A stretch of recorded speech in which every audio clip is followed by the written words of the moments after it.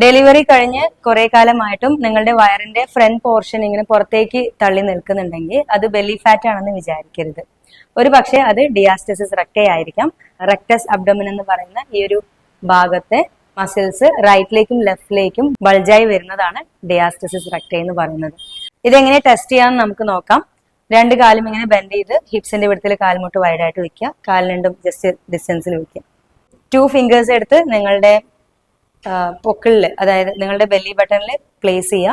Upper body lift ചെയ്യുമ്പോൾ നിങ്ങളുടെ വിരൽ ഇങ്ങനെ ഉള്ളിലേക്ക് ഇറങ്ങി പോകുന്നുണ്ടെങ്കിൽ അവിടെ റെക്ടസ് അബ്ഡോമിനിസ് എന്ന് പറയുന്ന മസിൽ രണ്ടായിട്ട് ബൾജായിട്ട് വന്നിട്ടുണ്ട്. ഇത് ശ്രദ്ധിക്കാതെ പോയിട്ടുണ്ടെങ്കിൽ hernia, back pain, disc issues പോലത്തെ കാര്യങ്ങളൊക്കെ ഉണ്ടാവും. നിങ്ങളുടെ ബ്രീത്തിങ്ങിന് വരെ എഫക്ട് ചെയ്യും. അതുകൊണ്ട് വയറ് പുറത്തേക്ക് തള്ളി നിൽക്കുന്നത് എല്ലാം ബെല്ലി ഫാറ്റ് ആണെന്ന് വിചാരിക്കരുത്. കറക്റ്റ് ആയിട്ടുള്ള റീസൺ കണ്ടെത്തി പ്രോപ്പർ മെത്തേഡിലൂടെ തന്നെ അതിൽ നിന്ന് റിക്കവർ ആവാൻ വേണ്ടി ട്രൈ ചെയ്യും.